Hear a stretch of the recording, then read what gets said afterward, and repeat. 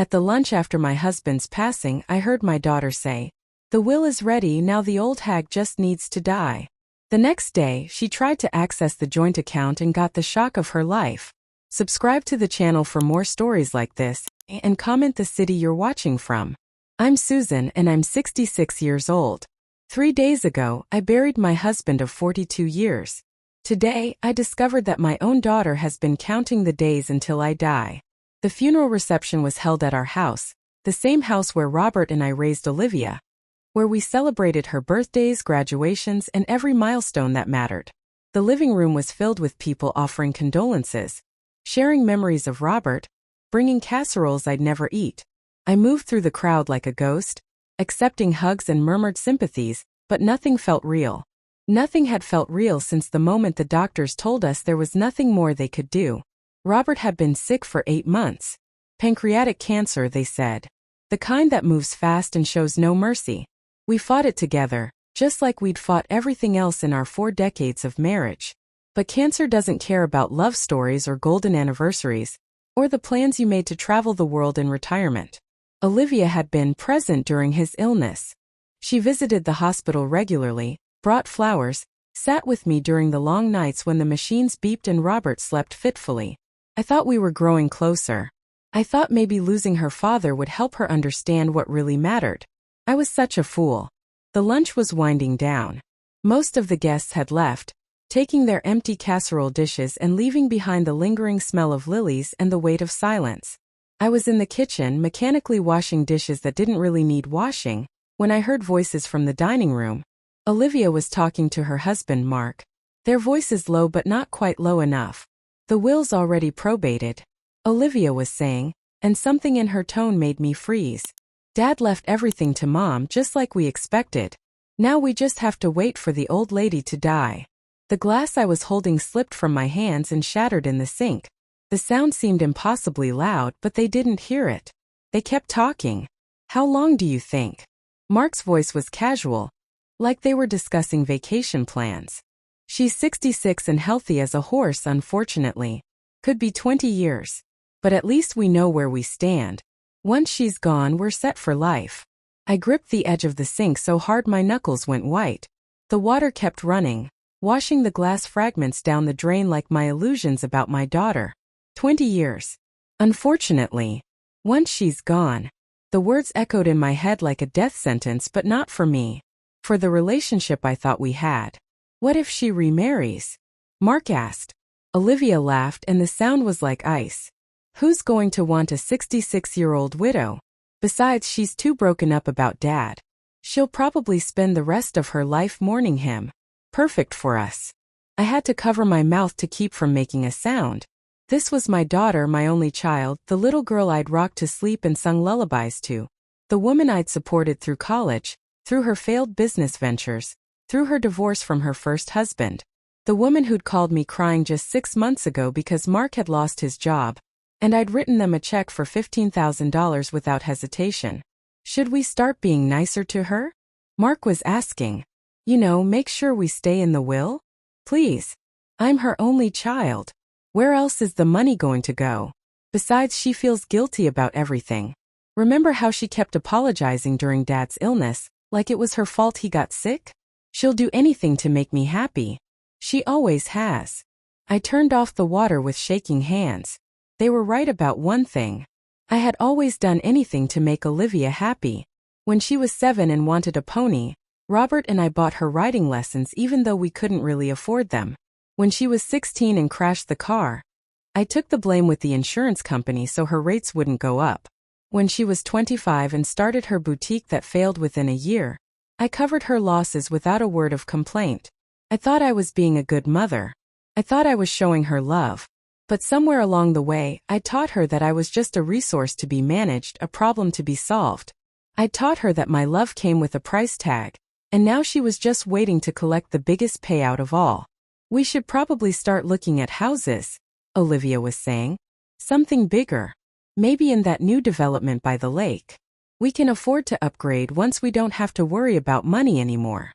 I heard chairs scraping, footsteps moving toward the kitchen. I quickly turned back to the sink, grabbing another glass to wash, trying to look busy. They appeared in the doorway, all smiles and sympathy. "Mom, you shouldn't be doing dishes," Olivia said, her voice dripping with false concern. "You should be resting. This has been such a hard day for you." I looked at her face, really looked at it. Had that calculating expression always been there? Had I been too blinded by mother's love to see it? She was beautiful, my Olivia. Tall and elegant like her father, with my green eyes and his dark hair. She'd always been charming. Always known how to get what she wanted. I'd been proud of that once. "I'm fine," I managed to say. "Keeping busy helps." "Well, we're going to head home," Mark said, checking his watch. "Olivia's pretty drained, and we both have work tomorrow." Work. Mark had been unemployed for 8 months, and Olivia's job at the real estate office was part-time at best. But I didn't say anything. I just nodded and accepted Olivia's stiff hug. "Call me if you need anything," she said. "Anything at all. You shouldn't be alone in this big house." After they left, I stood in my empty kitchen and finally let myself cry. Not for Robert this time, though I'd been crying for him for months. This time I cried for the daughter I thought I had. For the relationship I thought we'd built. For the 40 years of memories that now felt tainted. The house felt different somehow. Bigger and colder. Like a museum of a life that was already over. I walked through the rooms Robert and I had furnished together, past the family photos that now seemed like evidence of my own stupidity. There was Olivia at Christmas, smiling as she opened expensive gifts we could barely afford. Olivia at her college graduation, where I'd cried with pride. Olivia on her wedding day, where I'd paid for half the reception. I stopped in front of Robert's study. Everything was exactly as he'd left it. His reading glasses on the desk, his coffee mug still stained from his last cup, his favorite pen lying next to a half-finished crossword puzzle. I sat in his chair and tried to imagine what he would say if he knew what I'd heard today. Robert had always been cautious about money, more practical than me. He'd questioned some of my more generous gifts to Olivia over the years, but he'd never stopped me. "She's your daughter," he'd say. "You know her better than I do." But did I? Had I ever really known her at all? I opened his desk drawer and found our copy of the will. Everything to me just like Olivia had said. The house, the savings accounts, the investment portfolio Robert had carefully built over 4 decades of work. It was worth more than $2 million. Enough to buy that house by the lake Olivia wanted. Enough to set them up for life just like she'd said. The phone rang, startling me out of my thoughts. The caller ID showed my sister Margaret's number. "How are you holding up, honey?" she asked, her voice gentle. I started to say fine, but the word wouldn't come. "I'm confused." "About what?" I almost told her. Almost shared what I'd overheard. Almost asked for advice. But something stopped me. Maybe pride, maybe shame, maybe just the habit of protecting Olivia that had become second nature over the years. Just, "Everything feels different now," I said instead. "Of course it does. You've lost your partner. But you're not alone, Susan. You have Olivia. And you have all of us who love you."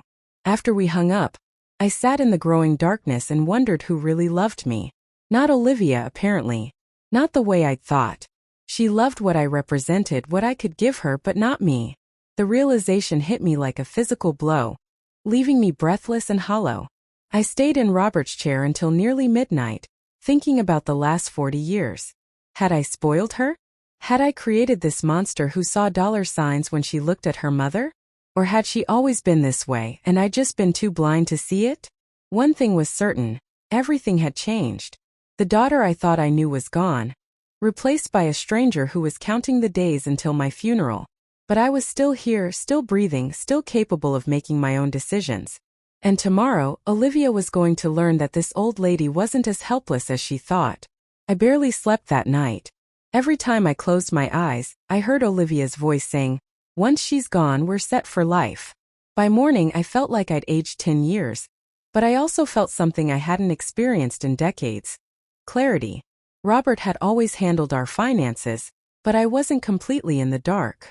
Years ago, after reading an article about financial security for women, I'd insisted we set up protections. Joint accounts, yes, but with specific requirements for major transactions. Robert had thought I was being paranoid. "Who's going to steal from us, Susie?" He'd laughed. "Our own daughter?" Now I knew the answer to that question. I was having coffee at 7:30 when my phone rang. Olivia, of course. Her voice was tight with barely controlled frustration. Mom, I'm at the bank. There seems to be some kind of problem with Dad's accounts. I took a slow sip of coffee, buying time. What kind of problem? They're saying I need additional authorization for any transactions over $500. That can't be right. I'm your daughter. What were you trying to do, honey? There was a pause. Just checking the balances. Making sure everything's in order after Dad's passing. You know how these things can get complicated. Checking balances. At 7:30 in the morning, the day after the funeral. I almost laughed at the transparency of it. Well, your father was very careful about security, I said. Maybe you should come by later and we can figure it out together. I'm coming over now, she said and hung up. I had maybe 20 minutes before she arrived. I used them to call our bank and speak with Patricia, the manager who'd helped us set up our accounts years ago. Mrs. Henderson, I'm so sorry for your loss, Patricia said when I identified myself. Thank you. I need to understand something about our account protections.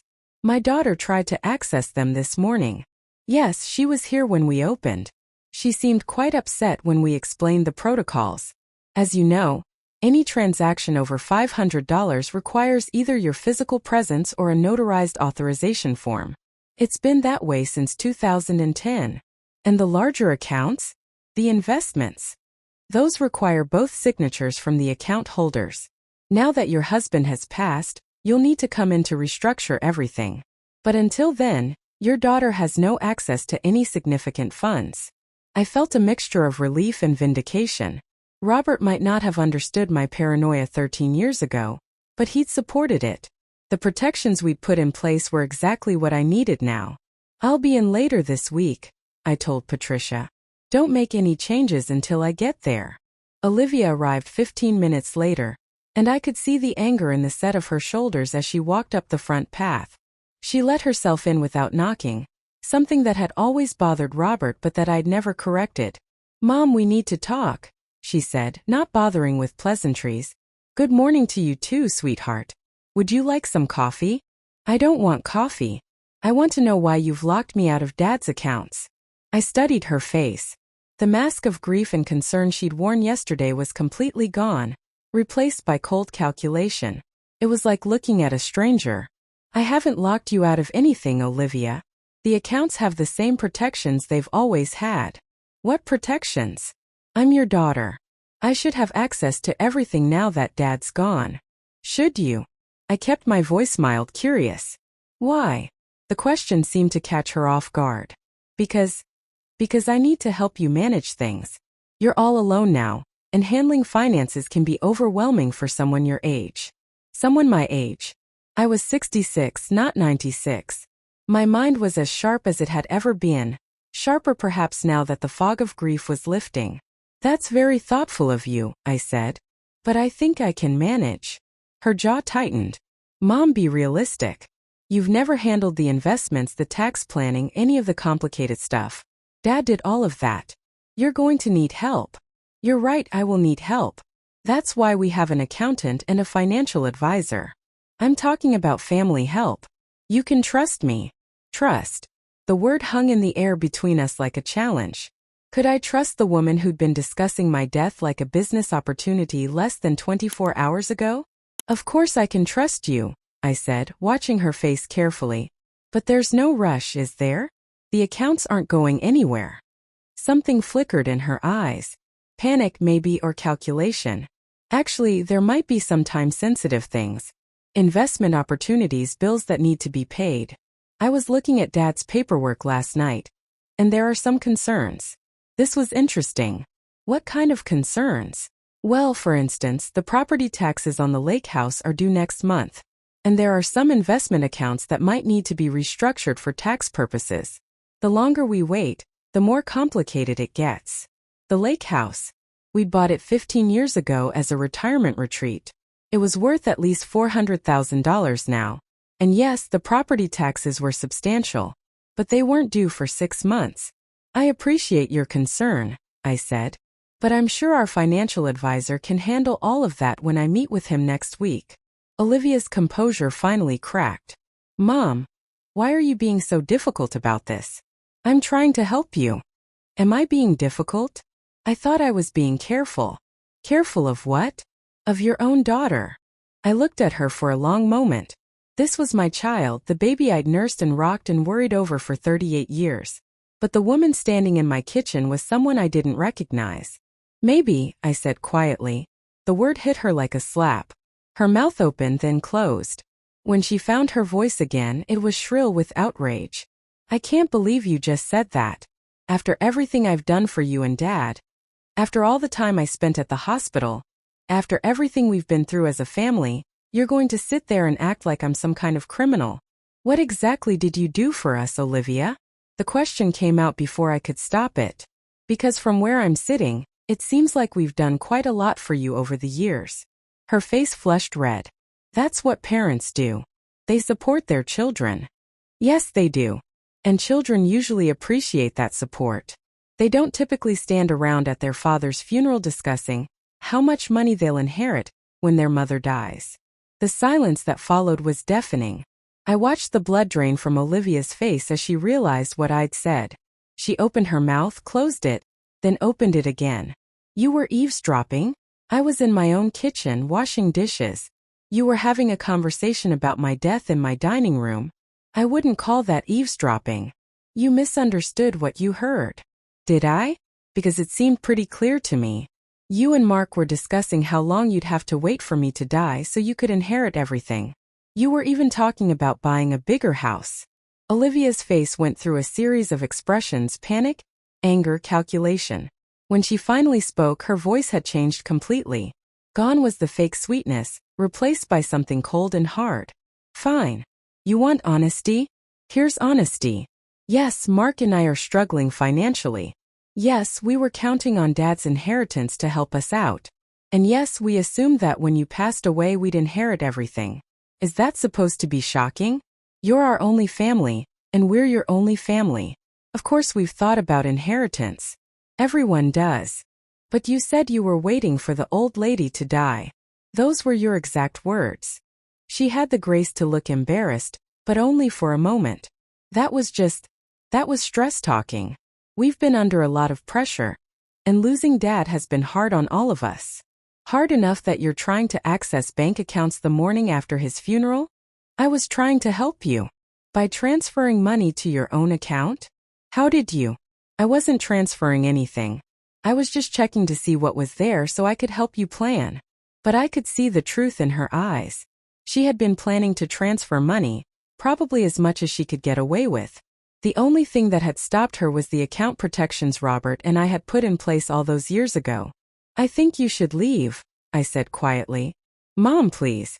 You're upset and you're not thinking clearly. Let's just calm down and talk about this rationally. I am thinking clearly, probably more clearly than I have in years. And what I'm thinking is that you should go home and consider very carefully what kind of relationship you want to have with me going forward. Olivia stared at me for a long moment, and I could see her trying to decide whether to keep up the pretense or drop it entirely. Finally, she chose a third option, the wounded daughter card. I can't believe you're treating me like this, she said, her voice breaking with manufactured emotion. I just lost my father, and now you're pushing me away too. What kind of mother does that? The kind who finally sees clearly, I said. After she left, I sat at my kitchen table and shook. Not from fear or sadness this time, but from anger. Pure, clean anger that burned away the last of my illusions.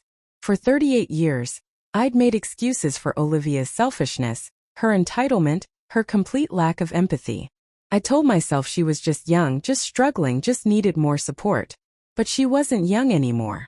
She was a grown woman who had just tried to steal from her recently widowed mother. A woman who saw dollar signs when she looked at me, who was literally counting the days until my funeral. The phone rang. Olivia again, probably calling to try a different approach. I let it go to voicemail. Then I called Patricia at the bank. Patricia, it's Susan Henderson again. I need to schedule an appointment to restructure all of our accounts. And I need to discuss removing someone from our emergency contact list. Of course, Mrs. Henderson. When would be convenient for you? How about this afternoon? I have a feeling there's no time like the present. As I hung up the phone, I felt something I hadn't experienced in years. The thrill of taking control of my own life. Olivia thought she was dealing with a helpless old widow. She was about to learn how wrong she was. That afternoon, after my meeting with Patricia at the bank, I drove home feeling both exhausted and strangely energized.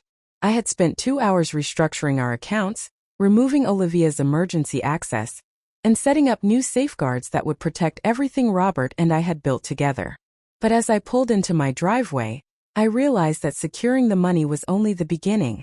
I needed to understand how I'd gotten here, how I'd raised a daughter who could look at me and see nothing but a bank account with legs. I made myself a cup of tea and sat down at the kitchen table with a box I'd been avoiding for months. Robert's papers. During his illness, he'd spent hours organizing everything, making sure I'd be able to find what I needed. At the time, I thought it was morbid. Now I understood it was one last gift. I started with the bank statements going back 5 years. What I found made my stomach turn. The pattern was so clear I couldn't believe I'd missed it. Every few months there were large withdrawals or transfers. 5,000 here, 8,000 there, 15,000 when Mark lost his job. All of them coinciding with phone calls from Olivia. All of them preceded by some crisis that required immediate financial intervention. But it wasn't just the amounts that shocked me. It was the timing. Most of these withdrawals happened when Robert was at his weakest, when the chemotherapy left him too tired to question anything. She called me during his worst days, crying about emergencies that needed immediate attention. The transmission in her car that died the same week Robert was hospitalized. The urgent home repairs that couldn't wait. The medical bills for Mark's mother that insurance wouldn't cover. I remembered those calls now with horrible clarity. Olivia's voice, desperate and tearful, explaining how she hated to ask but didn't know what else to do. And me, distracted by Robert's condition, writing checks without question because helping my daughter was one less thing to worry about when my world was falling apart. Except now I was looking at Mark's mother's medical bills, and they were date-stamped 6 months after the woman had died. I found Robert's checkbook and cross-referenced the dates. The pattern became even clearer. Olivia had a sixth sense for when we were most vulnerable, when Robert was too sick to pay attention and I was too overwhelmed to ask questions. She timed her requests perfectly, maximizing her take while minimizing scrutiny. The tea grew cold as I dug deeper into the papers. I found a folder labeled Olivia Business Ventures that made me physically ill. The boutique that failed after 1 year. The online jewelry business that never sold a single piece. The consulting company that existed only on paper. We'd funded them all, to the tune of nearly $200,000 over the past decade. But the worst discovery was in a manila envelope tucked behind Robert's insurance papers. Photocopies of emails between Olivia and Mark, printed out and saved with Robert's careful handwriting noting the dates. He'd been investigating her requests, trying to verify the emergencies she claimed required our immediate financial help. The emails told a different story entirely. Mark complaining about Olivia's shopping addiction. Olivia bragging about expensive dinners and weekend trips to the coast. Discussions about whether they should ask for more money or wait a few months so it wouldn't look suspicious. And worst of all, Olivia's response when Mark suggested getting jobs. Why should we work ourselves to death when the old man's loaded? He's not going to live forever. And Mom's so guilty about everything she'll give us whatever we want. I had to put the papers down and walk outside for air. Robert had known. For months, maybe years, he'd known what Olivia was doing, and he'd documented it carefully, methodically. But he'd never said anything to me. Why? I found the answer in a letter tucked into the very back of the envelope, written in Robert's shaky handwriting from his final weeks. My dearest Susan, if you're reading this, I'm gone and you've discovered what I've known for too long. Olivia is not the daughter we thought we raised. I have documented her lies and manipulations not to hurt you, but to protect you. I couldn't bear to tell you while I was sick, couldn't add that burden to everything else you were carrying. But I also couldn't leave you defenseless against her. She will come for everything we worked for. And she will use your grief and your love for her as weapons against you. Please don't let her. You deserve better than to spend your remaining years being bled dry by someone who sees you as nothing more than an inheritance waiting to happen. Be strong, my love. Be stronger than I was. Robert. I sat on my back porch and cried until I had no tears left. Robert had carried this knowledge alone through his final months, watching our daughter manipulate us while he was too weak to fight back. He'd protected me from the truth while he was dying, but he'd also armed me for the battle he knew was coming. When I finally went back inside, I called my sister Margaret. "Susan, you sound terrible. What's wrong? Can you come over? I need to talk to someone, and I need to show you something." Margaret arrived within the hour, bringing wine and her natural skepticism about everyone's motives. She'd never been as charmed by Olivia as the rest of the family, something I'd always attributed to jealousy. Now I wondered if she'd just seen more clearly. I spread the papers across the dining room table and watched Margaret's face change as she absorbed what Robert had discovered. "That manipulative little bitch," she said finally, and I was too tired to scold her for the language. "Was I really that blind?" I asked. Margaret sighed, pouring herself a second glass of wine. "You were that loving. There's a difference. But you saw it, didn't you? You never really liked her." "I saw a spoiled child who grew into a spoiled adult. But I thought it was just immaturity, I guess. I never imagined she was actively scheming against you." We spent the evening going through everything Robert had collected. Credit card statements showing luxury purchases made the same week Olivia claimed she couldn't afford groceries. Bank records showing deposits to her account on the same days she received emergency funds from us. Screenshots of social media posts bragging about expensive vacations that she claimed were business trips paid for by imaginary clients. "The woman's been running a long con on her own parents," Margaret said, shaking her head. "And she got away with it because you loved her too much to see it." "What kind of mother does that make me?" I asked. "Human," Margaret said simply. "Parents want to believe the best about their children. But Susan, you have to understand something. This isn't your fault. You didn't create this. Some people are just wired differently, and Olivia is one of them." I thought about that as Margaret left and I prepared for bed. Had I created this monster, or had I simply failed to recognize what she was? Did it matter anymore? What mattered was that I finally understood the truth. My daughter wasn't just waiting for me to die. She'd been slowly killing me financially for years. Every crisis, every emergency, every tearful phone call had been calculated to extract maximum money with minimum suspicion. She'd turned my love into a weapon against me, and she'd used my husband's illness as cover for her theft. But she'd made one crucial mistake. She'd assumed I was as naive and trusting as I'd always been. She'd counted on grief making me even more vulnerable, more willing to hand over control of everything Robert and I had worked for. She had no idea that grief could also make someone dangerous. I went to bed that night with a strange sense of peace. Not the peace of forgiveness or reconciliation, but the peace that comes from finally understanding the truth. For months, I'd been mourning not just Robert but the family I thought I'd had. Now I understood that family had been an illusion all along.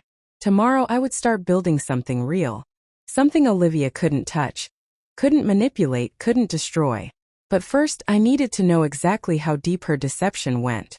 I needed to understand everything she'd done, every lie she'd told, every dollar she'd stolen.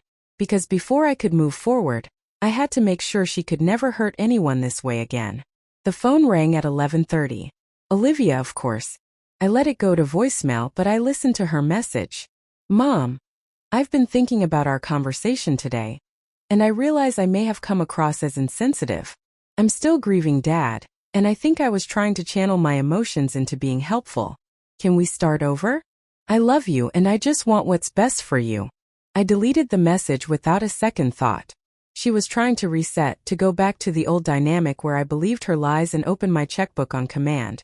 But that Susan was gone, buried with Robert and the illusions I'd held about my family. This Susan was going to be much harder to fool. As I turned off the lights and headed upstairs, I passed the family photos lining the hallway. Olivia's face smiled back at me from dozens of frames, chronicling her life from baby to adult. I'd always seen love in those photos, memories of happy times and proud moments. Now I saw something else entirely. I saw a master manipulator who'd been practicing her craft since childhood.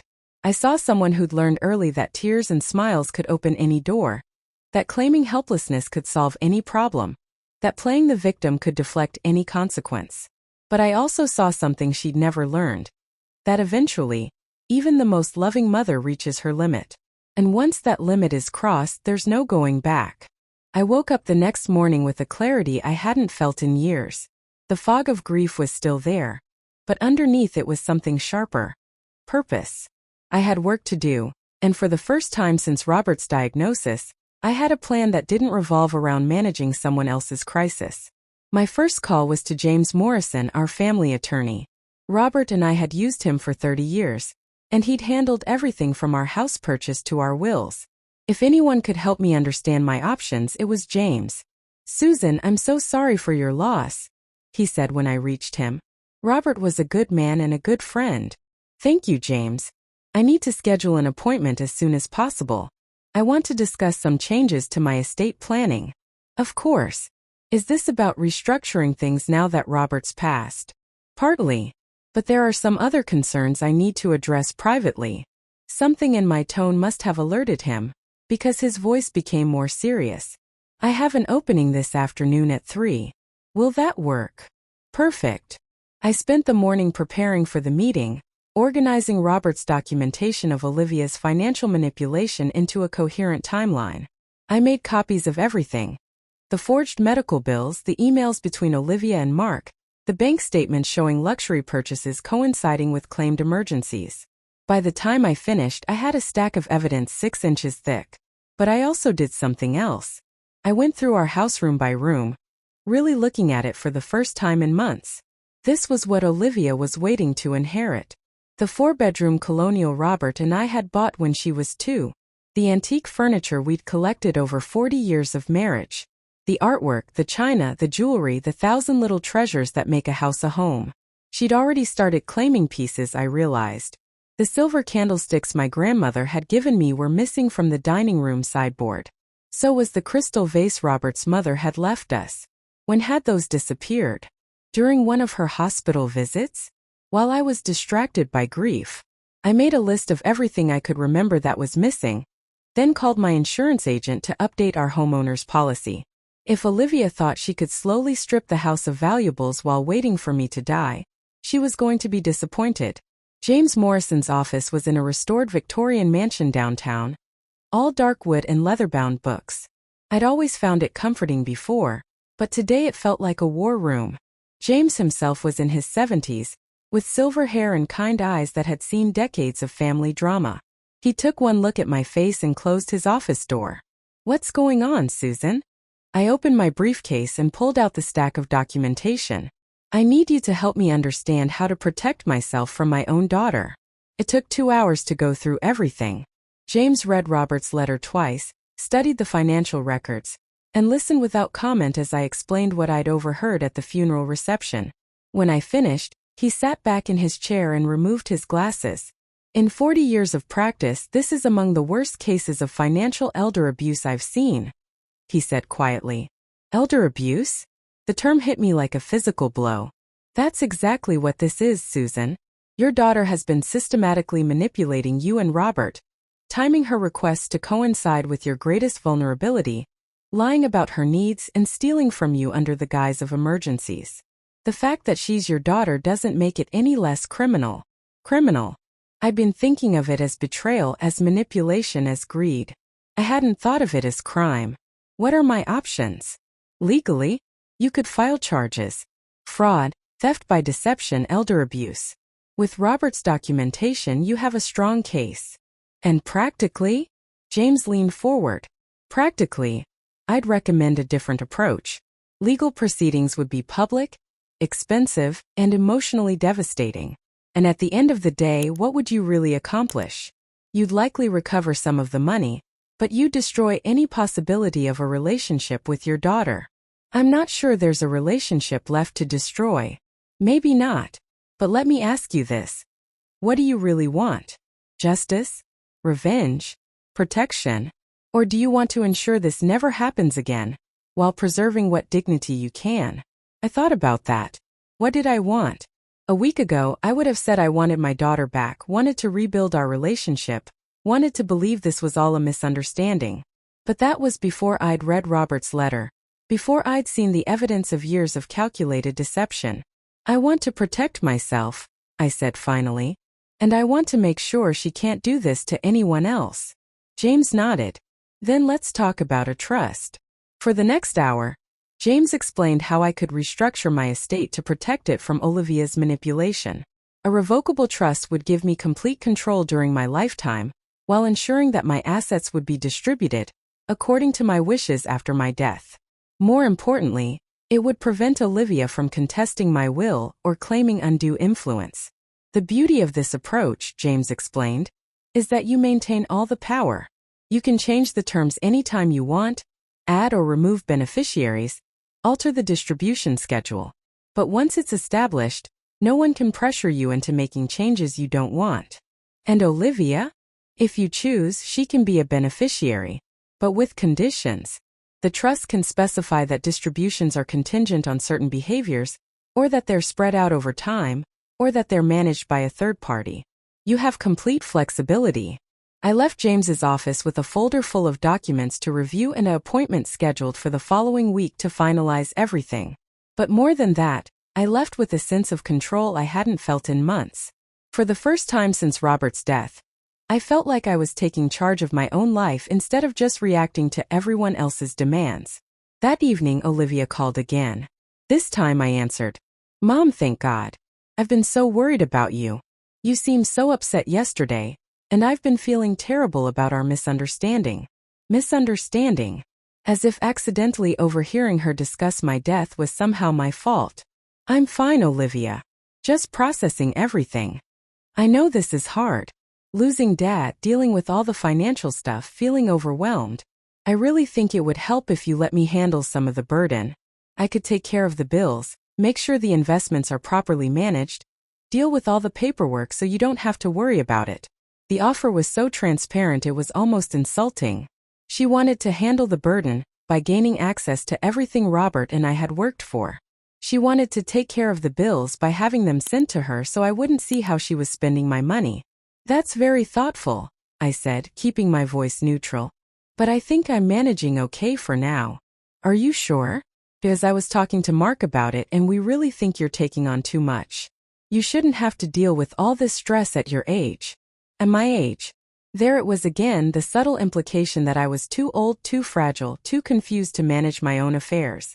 It was the same tactic she'd been using for years, except now I recognized it for what it was. I appreciate your concern, but I'm more capable than you might think. There was a pause. Of course you're capable, Mom. I didn't mean to suggest otherwise. I just know how hard this must be, and I want to help. How are things with you and Mark? Financially, I mean. Another pause, longer this time. We're managing. Things are tight, but we're getting by. Good. I'm glad to hear that. Actually, Mom, there is one small thing. Mark's been interviewing for positions, but some of them require him to travel for training. We're trying to figure out how to cover the expenses until he gets his first paycheck. And there it was. Less than 72 hours after Robert's funeral, she was already angling for more money. She couldn't help herself. How much are we talking about? Maybe 3,000? For at the most. I know it's a lot to ask, especially right now, but this could be the opportunity Mark's been waiting for. If he gets this job, we'll be back on our feet and won't need to ask for help anymore. I'd heard variations of this speech dozens of times over the years. This job, this opportunity, this chance to finally become self-sufficient. It was always just one more loan away, one more emergency fund, one more temporary bridge until things turned around. Let me think about it, I said. Of course. But Mom, the training starts Monday, so if we're going to do this, we'd need to move pretty quickly. Urgency. Another classic manipulation tactic. Create artificial deadlines that prevent careful consideration. Force quick decisions that benefit the manipulator. I'll let you know tomorrow, I said, and hung up before she could add more pressure. I spent that evening reading through the trust documents James had given me. The legal language was dense, but the concept was brilliant in its simplicity. I could protect my assets while maintaining complete control over them. I could ensure that my money went where I wanted it to go, when I wanted it to go there, under whatever conditions I chose to impose. More importantly, I could test Olivia. The trust would allow me to give her small amounts of money while monitoring how she used them. If she proved she could be responsible, trustworthy, genuinely grateful, the distributions could increase. If she continued her pattern of lies and manipulation, they could stop entirely. But first, I wanted to see how she'd react to being told no. The next morning, I called her back. Mom, I was hoping I'd hear from you. Did you have a chance to think about what we discussed? I did. And I've decided not to provide the money for Mark's training. Silence. Complete shock silence. What? Her voice was small, disbelieving. I said no, Olivia. I'm not going to give you money for Mark's job training. But why? I don't understand. You've always helped us when we needed it. Maybe that's been part of the problem. What's that supposed to mean? I took a deep breath. This was the moment of truth, the point where I either retreated into the old pattern of giving in to avoid conflict, or stood firm in my new understanding of our relationship. It means I'm tired of being your emergency bank account. It means I'm tired of crisis after crisis that somehow always require my immediate financial intervention. It means I'm not going to keep enabling your inability to manage your own lives. Enabling. Her voice was rising now, the mask of sweet concern slipping. Mom, we're not addicts. We're your family and we're struggling. You're struggling because you've never had to learn how to not struggle. Every time you get in trouble, you call me. Every time you need money, you create an emergency. Every time you should face consequences, I bail you out. I can't believe you're saying this. Dad just died, and instead of bringing the family together, you're pushing us away. Your father just died, I said quietly, and you tried to access his bank accounts the next morning. Another silence, this one charged with something dangerous. That's not what happened. Isn't it? Because that's exactly what the bank told me. I was trying to help you. By transferring money to your own account? I wasn't transferring anything. But her voice had that high, brittle quality that meant she was lying, and we both knew it. Goodbye, Olivia, I said and hung up. My phone rang immediately. I didn't answer. It rang 12 more times over the next hour. I didn't answer any of them. That afternoon, I went back to James Morrison's office and signed the trust documents. As I walked out, I felt something I hadn't experienced in years. The knowledge that I was finally completely in control of my own life. Olivia was about to learn that this old lady wasn't going to roll over and die on her schedule. The war between Olivia and me began in earnest after I refused to fund Mark's imaginary job training. For 3 days my phone rang constantly. When I stopped answering, she started showing up at my house unannounced. When I stopped answering the door, she began leaving notes. Desperate, pleading notes that evolved from loving concern to barely concealed threats. Mom, I'm worried about you. You're not acting like yourself. Maybe you should talk to someone about grief counseling. I don't understand why you're being so cold to me. This isn't how Dad would want our family to be. People are starting to notice that you're isolating yourself. Margaret called and said you seemed confused when she talked to you. Maybe we should discuss getting you some help. That last note made me laugh out loud. Olivia was trying to plant seeds of doubt about my mental competency, laying groundwork for a future challenge to my decision-making capacity. It was almost impressive in its calculated cruelty. But two could play the manipulation game, and I'd had a much better teacher than Olivia realized. Robert had always been a strategic thinker, whether he was planning our investments or figuring out how to fix a broken appliance. Over our 42 years together, I'd absorbed more of his methodical approach than I'd realized. If Olivia wanted to play games, I would give her exactly what she was looking for. A vulnerable, confused old woman who might be persuaded to sign over control of her finances. But this time I would be the one setting the rules. I called Dr. Sarah Chun, my primary care physician, and scheduled an appointment. I'm fine physically, I told her. But I want to document that. I want current medical records showing that I'm competent, healthy, and capable of making my own decisions. Dr. Chun, who'd been treating me for 15 years, raised an eyebrow. Is someone suggesting otherwise? Let's just say I want to be proactive. The examination was thorough. Blood work, cognitive testing, a complete physical. Dr. Chun also referred me to a neurologist for additional cognitive assessment, just to be absolutely certain. A week later, I had medical documentation proving that I was in excellent health for a woman of 66, with no signs of dementia, depression, or any other condition that might impair my judgment. Armed with that documentation, I was ready to implement the plan I'd been developing. I called Olivia. Mom. Her voice was eager, hopeful. I'm so glad you called. I've been so worried about you. I need to see you, I said, letting my voice sound tired, defeated. Can you come over this afternoon? There are some things we need to discuss. Of course. I'll be right there. She arrived within 30 minutes, which told me she'd been waiting for this call. She brought flowers and homemade cookies, props for the caring daughter performance she was about to give. You look tired, Mom, she said, studying my face. Are you sleeping okay? Not really. I keep thinking about everything about the future, about what's going to happen to me. I saw something flicker in her eyes. Interest, maybe even excitement, carefully hidden behind a mask of concern. What do you mean? I mean, I'm scared, Olivia. I'm 66 years old. I'm alone for the first time in my adult life, and I don't know if I can handle everything by myself. She sat down next to me on the couch, taking my hand. Her touch felt cold.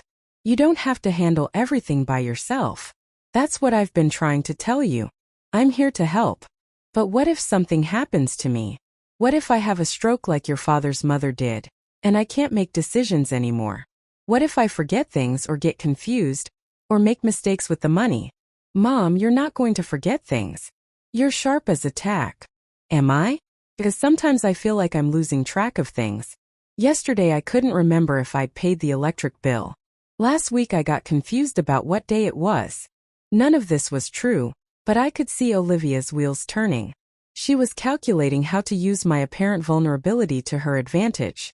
Maybe it would help if I took over some of the day-to-day stuff, she said carefully. You know, paying bills, managing appointments, that kind of thing. Do you think that would be wise? I mean, you and Mark have your own problems to deal with. We're family, Mom. Your problems are our problems. But what about the money situation? You said Mark needed training funds. How can you help me when you can't even help yourselves? I watched her face carefully as she processed this. She could either admit they were struggling financially, which would undermine her position as someone capable of managing my affairs, or she could minimize their problems, which would contradict her previous requests for emergency funds. She chose a third option, deflection. Mark's situation is temporary. We'll figure that out. Right now, I'm more concerned about you. I've been thinking about what you said about getting help. Maybe you're right. Maybe I do need someone to help me manage things. Her grip on my hand tightened almost imperceptibly. I think that would be very wise. I was thinking I might need to sign some papers. Power of attorney maybe, so someone could help me if I become incapacitated. That's a very responsible thing to consider. Would you be willing to take that on? I know it's a big responsibility. Of course, Mom. Of course I would. The eagerness in her voice was unmistakable. This was exactly what she'd been waiting for. The moment when I would voluntarily hand over control of everything Robert and I had built. I should probably call James Morrison and have him draw up the papers, I said. Actually, I've been doing some research. James is getting pretty old, and estate planning has gotten a lot more complicated in recent years. Maybe we should use someone with more current expertise. Of course, she wanted a different lawyer.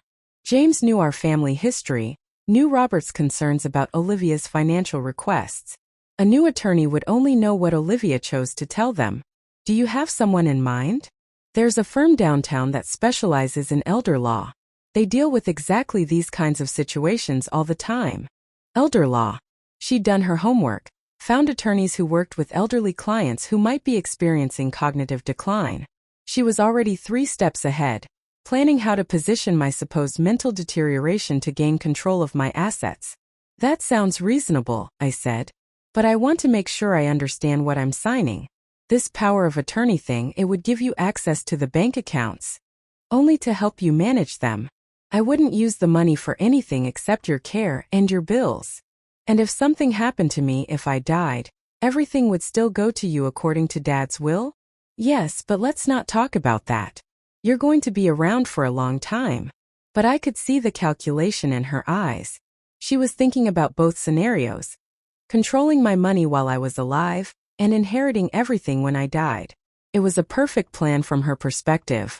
Okay, I said, letting my voice sound resigned. Let's do it. Can you call that law firm and set up an appointment? I'll call them first thing Monday morning. That weekend I made several important phone calls. First to James Morrison to let him know what was happening. Susan, are you sure about this? It sounds like you're walking into a trap. I am walking into a trap. But I'm the one setting it. I explained my plan. James was quiet for a long moment. It's risky. If something goes wrong, if she actually manages to gain legal control, she won't. I have medical documentation of my competency. I have Robert's evidence of her financial manipulation. And most importantly, I have something she doesn't know about. The trust. Exactly. She's planning to gain control of assets that are no longer mine to give her control over. Everything significant is already protected in the trust. And the power of attorney? Will give her access to one checking account with just enough money to make her think she's winning. Meanwhile, I'll be documenting every move she makes. My second call was to Patricia at the bank. I opened a new checking account and transferred exactly $10,000 into it. To Olivia, $10,000 would seem like seed money, the beginning of her access to my wealth. In reality, it was bait. My third call was to a private investigator James had recommended. If I was going to document Olivia's behavior, I wanted professional help. I want to be very clear about this, I told Linda Reeves, the investigator. I'm not trying to entrap my daughter into committing a crime. I want to document what she does when she thinks she has access to my money. Understood. We can set up monitoring for the account, track any unusual spending patterns, document any attempts to transfer larger amounts. And I want everything recorded. Every conversation where she tries to convince me to sign over more control, every time she lies about her needs or my condition. We can do that. But Mrs. Henderson, are you sure you want to go this far? Once you have this kind of evidence, there's no going back. I thought about Robert's letter, about the years of manipulation I'd been too blind to see, about Olivia's voice saying now we just have to wait for the old lady to die. I'm sure. Monday morning, Olivia called with an appointment time. The law firm could see us that afternoon. That's very quick, I said. I told them it was urgent. I said you were having some memory issues and we needed to get the paperwork in place before things got worse. She was already lying to the attorneys, already building the narrative that I was incompetent. It was exactly what I'd expected her to do. Should I bring anything to the meeting? Just your ID and any financial documents they might need to see. I'll handle the rest. I'll handle the rest. She was planning to do all the talking, to control the narrative completely. She wanted me there just to sign papers, to nod along while she explained to the lawyers how confused and vulnerable I'd become. But Olivia had made one crucial mistake. She assumed I was the same woman I'd been a month ago, the grieving widow who'd never questioned her daughter's motives. She had no idea that I'd spent the last 2 weeks planning her downfall with the same methodical precision Robert had once used to build our investment portfolio. As I prepared for the meeting, I felt something I hadn't experienced in years. The thrill of being underestimated. For so long I'd been the predictable mother, the reliable source of emergency funds, the woman who could be counted on to say yes to any request wrapped in enough emotional manipulation. Tomorrow, Olivia would discover that woman was gone. In her place was someone far more dangerous. A mother who finally understood exactly who her daughter really was, and who was prepared to do something about it. The recording device Linda had given me was smaller than a button, invisible once pinned inside my jacket. Every word Olivia said at that law office would be documented. Every lie, every manipulation, every attempt to portray me as incompetent would be preserved forever. I looked at myself in the mirror one last time before leaving for the appointment. I practiced looking confused, overwhelmed, just fragile enough to need help but not so impaired that the lawyers would refuse to let me sign documents.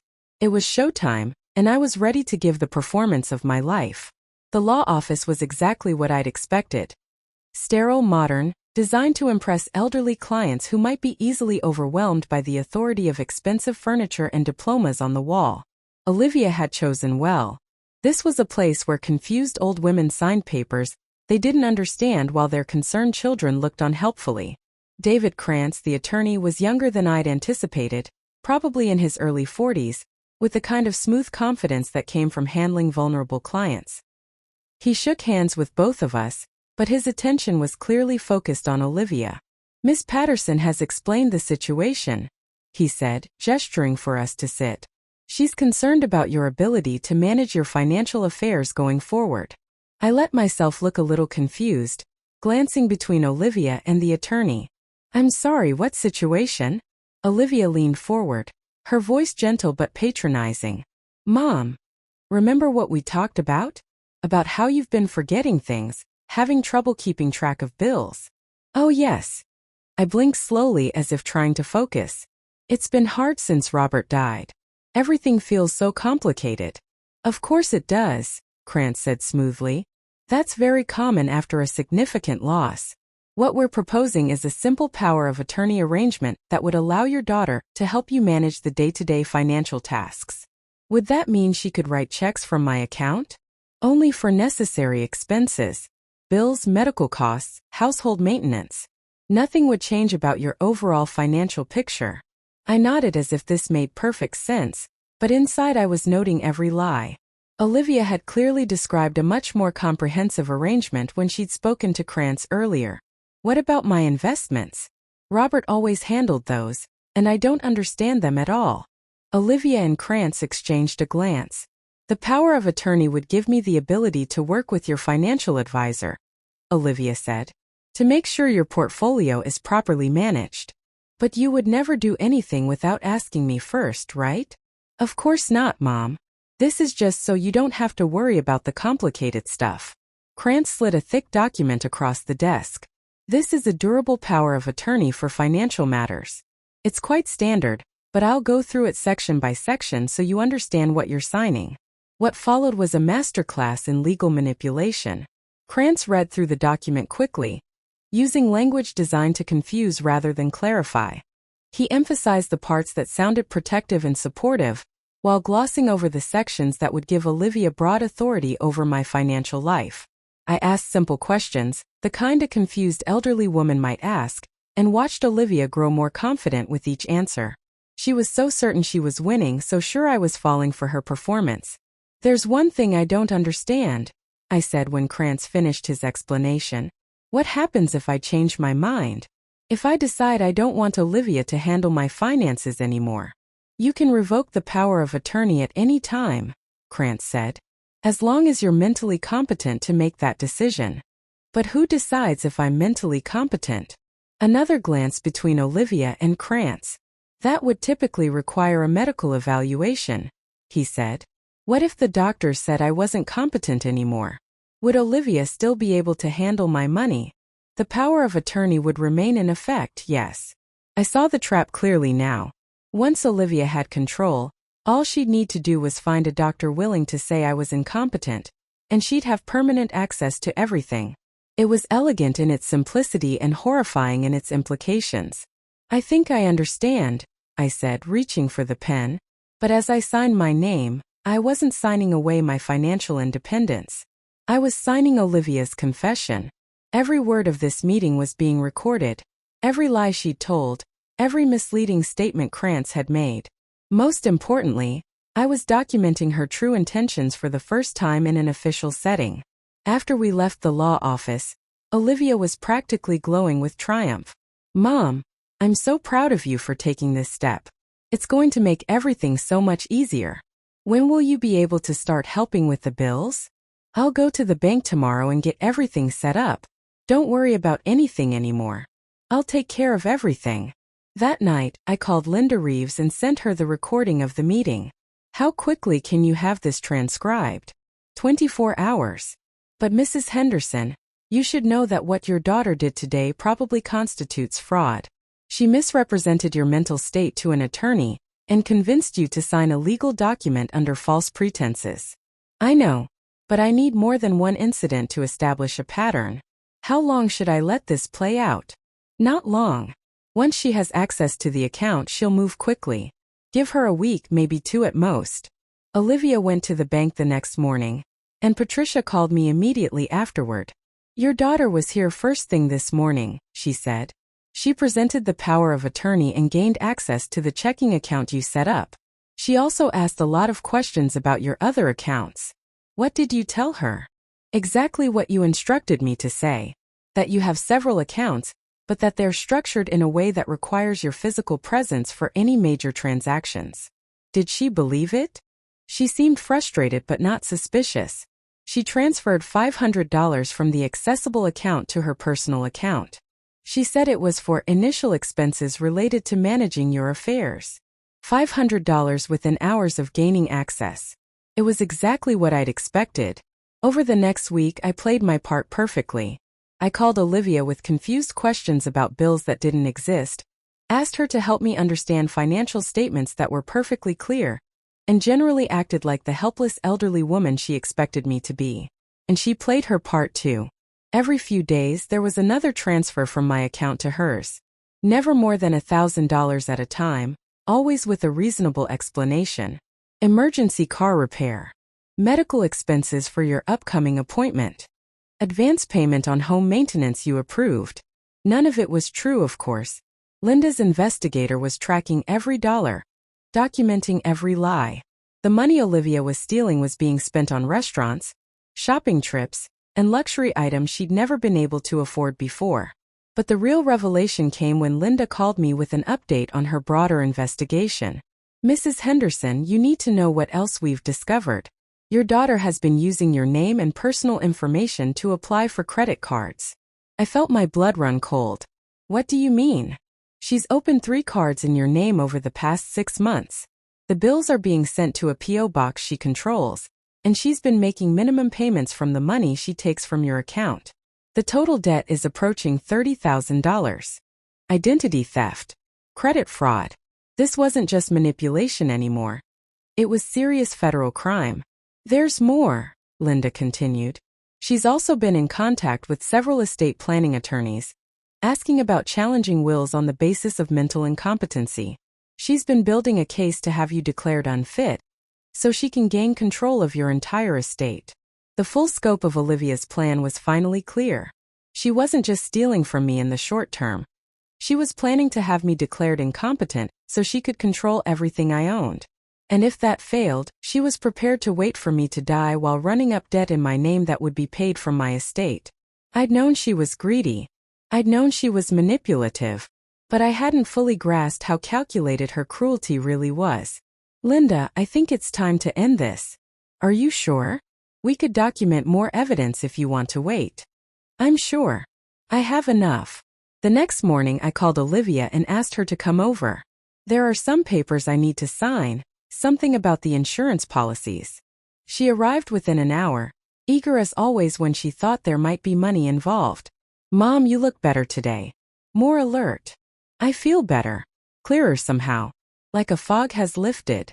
Something in my tone must have warned her, because her expression became cautious. That's wonderful. What papers did you need help with? I gestured to the coffee table, where I'd spread out a selection of documents. Bank statements showing the transfers she'd made. Credit card applications in my name. Screenshots of her communications with estate attorneys. Transcripts of our conversation at Krantz's office. I don't need help with papers, Olivia. I need you to explain these. The color drained from her face as she realized what she was looking at. Mom, I can explain everything. I'm sure you can. You've gotten very good at explaining things.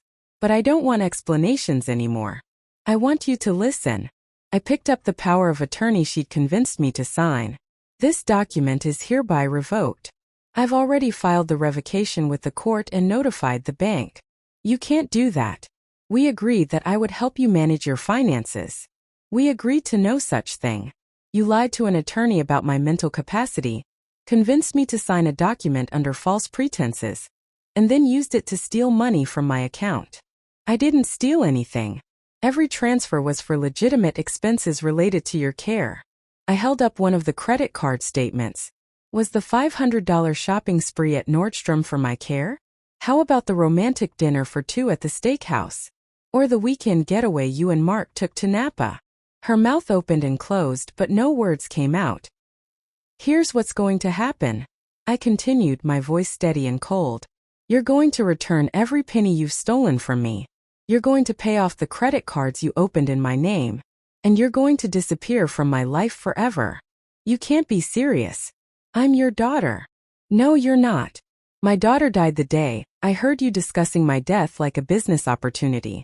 The woman sitting in front of me is a stranger who's been masquerading as my child while systematically robbing me blind. Olivia's composure finally cracked completely. You can't cut me off. I'm your only family. When you die, everything will come to me anyway.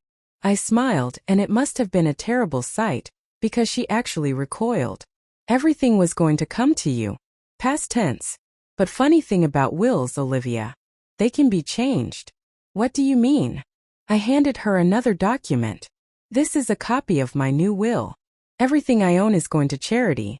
The American Cancer Society, the local animal shelter, the scholarship fund Robert and I established at the community college. You get nothing. She stared at the paper, her hands shaking. You can't do this. I already have. It's signed, witnessed, and filed with my attorney. The same attorney who has copies of all the evidence of your theft and fraud. Those people don't deserve Dad's money. He worked his whole life for that money, and he wanted it to go to family. Your father wanted it to go to someone who would honor his memory and use it wisely. Since that's clearly not you, I've found other people who will. Olivia stood up abruptly, her face twisted with rage. You think you're so smart, don't you? You think you've won some kind of game. But you're still going to die alone, and when you do, I'll contest this will. I'll have you declared mentally incompetent. I'll prove you were manipulated into cutting out your own daughter. With what evidence? The medical records showing I'm in perfect mental health? The recordings of you lying to attorneys about my condition? The documentation of your theft and fraud? For the first time, real fear flickered in her eyes. What recordings? I touched the small device pinned to my jacket.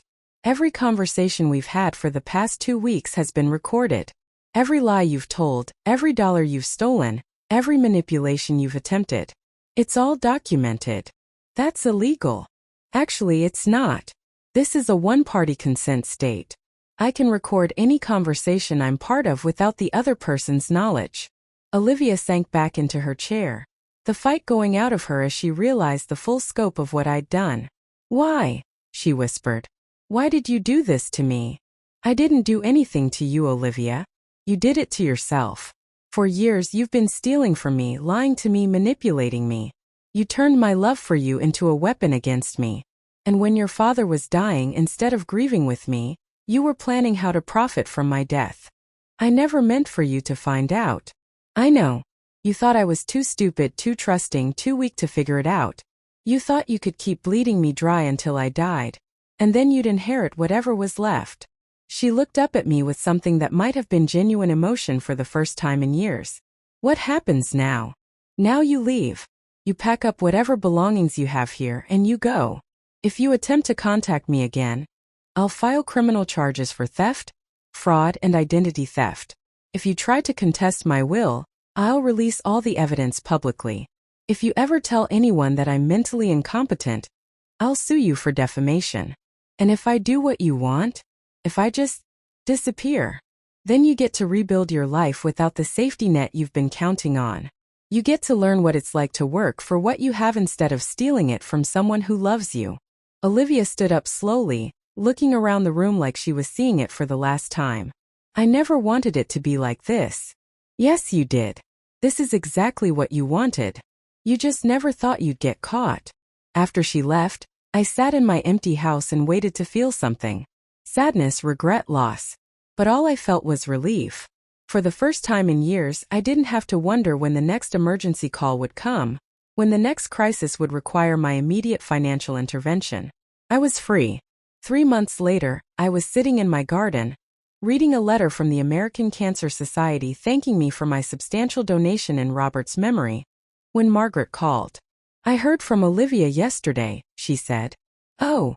She wanted me to talk to you to convince you to forgive her. She says she's changed, that she understands now how wrong she was. And what did you tell her? I told her that some mistakes can't be undone. Some bridges once burned can't be rebuilt. Good. Susan, are you happy? I mean, really happy. You sound different lately. Stronger but also lonelier. I thought about that. Was I lonely? Sometimes. The house was quieter now, my phone rang less often. But it was a different kind of quiet than the oppressive silence of grief. This was the peace that comes from knowing you're safe. I'm content. I said finally. For the first time in years, I'm exactly where I want to be. And you don't regret cutting Olivia out completely? I regret that it was necessary. I regret that I raised a daughter who could see me as nothing more than a source of money. But I don't regret protecting myself from her. After we hung up, I went back to my garden and my letter. Tomorrow, I was having lunch with a volunteer coordinator from the animal shelter. They wanted to discuss a partnership for a new program providing veterinary care for pets belonging to elderly people on fixed incomes. Robert would have loved that. He'd always said the measure of a person wasn't how much money they accumulated, but how they used whatever they had to make the world a little better. I was finally ready to start making the world better. And I was going to do it with my own money, spent according to my own values, without anyone waiting in the wings for me to die so they could inherit what was left. I was 66 years old, and for the first time in my adult life I was completely, utterly free.